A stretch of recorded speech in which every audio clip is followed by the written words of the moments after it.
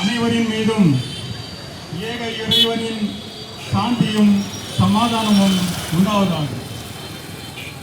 அன்புள்ள சகோதரர்களே, இந்த கல்யாண ராமன் என்ற ஒரு பேச்சு ஒரு 2 நாளிலிருந்து மிக அதிகமாக பேசப்படுகிறது. அதாவது ஒரு மனிதன் நல்ல பெயர் எடுக்க வேண்டும் என்றால் நல்ல விதமாக பேசுவார்கள், அவனுடைய நடத்தையை பொறுத்து.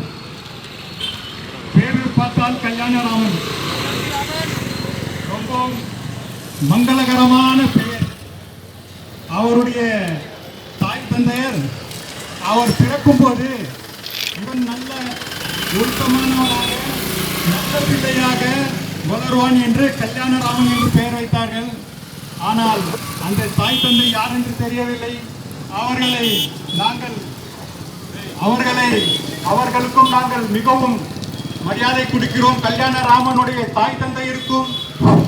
ஆனால் அவர்கள் இன்று கல்யாணராமனுடைய பேச்சை கல்யாணராமன் இன்று தரம் தாழ்ந்து அந்த ஒரு நாய் பண்ணின்னு சொல்றது கூட அந்த நாய் பண்ணிக்கு கேவலம்.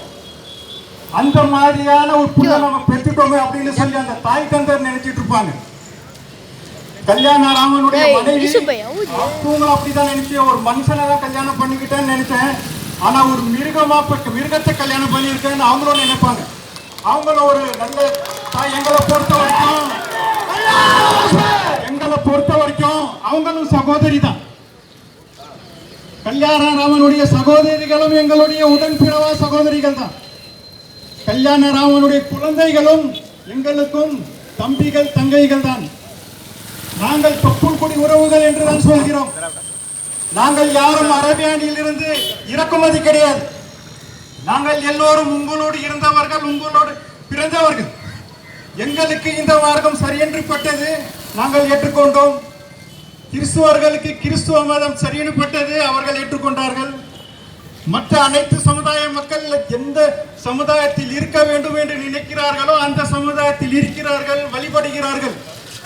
யாரும் யாருடைய வழிபாட்டு முறையிலோ இல்ல அவர்கள் வணங்கும் தெய்வங்களிலோ எந்த விதமான குறைகள் சொல்வது ஒரு அநாகரிகமாகாது.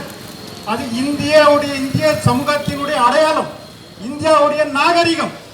அது யாராக இருந்தாலும் சரி.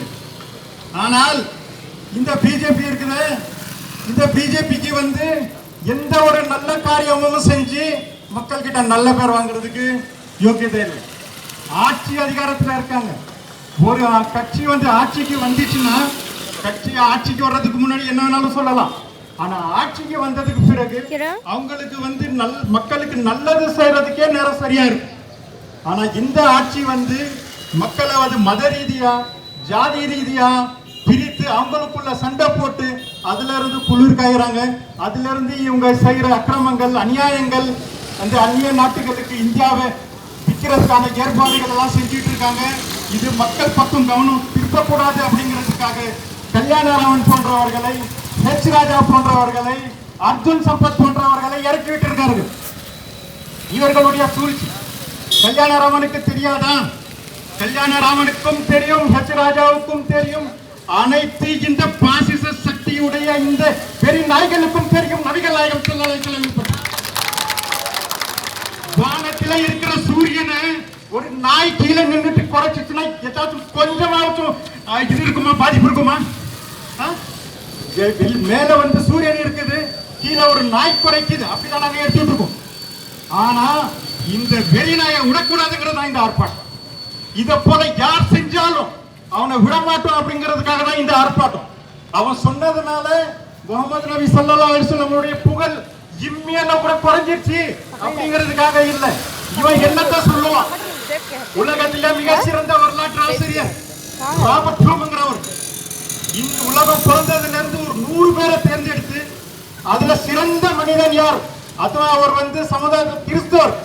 அவர் முதல் இடத்தை நபிகள் நாயகம் ஸல்லல்லாஹு அலைஹி வஸல்லம் கொடுத்திருக்கார். எந்த அடிப்படையில் என்றால் சமூக நீதி அடிப்படையில், சகோதரத்துவ அடிப்படையில், மனிதமான அடிப்படையில். அவர் ஒரு மதத்துக்கு தலைவருங்கிறதுக்காக இல்லை. இன்னைக்கு வந்து நீங்க அமெரிக்காவுடைய அந்த மிகப்பெரிய சட்ட நூலகம் ஒண்ணு இருக்குது. அங்க வந்து எல்லாருடைய சிலைகளும் வச்சிருக்காங்க. சட்டத்தை இயற்றின அம்பேத்கர், வாஷிங்டன், ஆபிரகாம் லிங்கன். ஆனால் முகமது நபி ஸல்லல்லாஹு அலைஹி வஸல்லம் சிலை வைப்பது தடைங்கிறதுனால அவருக்கு வந்து அங்க ஒரு பேர் எழுதி உலகத்துக்கே மிக சிறந்த சட்டத்தை கொடுத்தவர் சொல்லி அமெரிக்காக்காரங்க அமெரிக்காவுடைய காலை நட்டி பிழைக்கிற உங்களுக்கு இது கூட தெரியாதா? படித்தது இல்லையா? நீங்க வரலாறு படித்தது இல்லையா? நபிகள் நாயகம் ஸல்லல்லாஹு அலைஹி வஸல்லம் அவர்கள் எந்த இடத்திலேயாவது எந்த ஒரு மனிதனுக்காவது தீமையை செய்தார்? முஸ்லிம்களுக்கு கொடுங்க. அவர் வந்து 10 ஆண்டுகள் ஆட்சி செய்தார். அவருடைய ஆட்சியின் கீழே சிறுபான்மை மக்கள் இருந்தாங்க. அவருடைய தன்னுடைய மக்களுக்காக கொஞ்சம் துன்பம் ஏற்பட்டுச்சு. வரலாற்று ஆசிரியர்களை கட்டுப்பாடுங்க சிறுபான்மை மக்கள். அவருடைய ஆட்சியில கொஞ்சம் கூட வந்து அவருக்கு எந்த பாதிப்பு ஏற்படாம ஆட்சியை நடத்தார். அவர் மட்டுமா? அவருக்கு பின்னாடி வந்து அபூபக்கர் ரலியல்லாஹு அன்ஹு அவர்கள், அவருக்கு பின்னாடி வந்து உமர் ரலியல்லாஹு அன்ஹு அவர்கள். அண்ணல் காந்தியடிகள் சொல்கிறார்கள், இந்தியாவில் ஒரு ராமராஜ்யம் ஆட்சி அமைக்க வேண்டும் என்றால் கலீஃபா உமருடைய ஆட்சி அமைக்க வேண்டும் என்று சொல்கிறார்கள். காந்தியடிகள் என்ன படிக்காதவரா? நேரு என்ன படிக்காதவரா? இல்லை, இவங்களுடைய எடுத்துங்க. மோடி கூட ஒரு இஸ்லாமிய ஒரு நிகழ்ச்சிக்கு போகும்போது நபிகள் நாயகம் ஸல்லல்லாஹு அலைஹி வஸல்லம் அவர்களை புகழ்ந்து சொல்றார். ஏன்னா அவங்களால உண்மையை மறைக்க முடியல. ஆனா இந்த கலிசடைகள் இருக்காங்களே, இவங்களை விட்டு நபிகள் நாயகம் ஸல்லல்லாஹு அலைஹி வஸல்லம் அவர்களை வந்து கீர்த்தனமா பேசினா என்ன நடக்கும் அப்படின்னு கேட்டீங்கன்னா, அவர் பேசுறது ஒரு கண்டன ஆர்ப்பாட்டம் இதை போல. யாரை பேசணும்? சரி, நாம மோடியை பத்தி பேசணும், அமித்ஷாவை பத்தி பேசணும். அவர் எங்களுடைய தலைவர்களை பேசிட்டு போகும், எங்களுடைய கொள்கைகளை பத்தி பேசிட்டு போகும். இது ஜனநாயக நாடு. எல்லாரையும் விமர்சிக்கிறதுக்கு எல்லாருக்குமே உரிமை இருக்குது. நபிகள் நாயகம் ஸல்லல்லாஹு அலைஹி வஸல்லம் ஏன் இருக்கிறனே? நாங்க எந்த முஸ்லிம் சமுதாயம் நடக்கிற எந்த கூட்டத்திலேயாவது ராமபிரானையோ, சிவனையோ, விஷ்ணுவையோ, முருகனையோ, பிள்ளையார் யாரையாச்சும் ஒரு வார்த்தை தரக்குறைவா பேசியிருப்போமா? ஏன்னா நபிகள் நாயகம் ஸல்லல்லாஹு அலைஹி வஸல்லம் அதை போல ஒரு பாடம் எடுத்திருக்காரு. அதை போல எங்களை வந்து வார்த்தை எடுத்திருக்காரு. ஆனா உங்களை வார்த்தை எடுத்தது ராமாயணம், மகாபாரதம் கிடையாது, RSS சங் பரிவார். அதனாலதான் வந்து இந்த மாதிரியான ஒரு வார்த்தை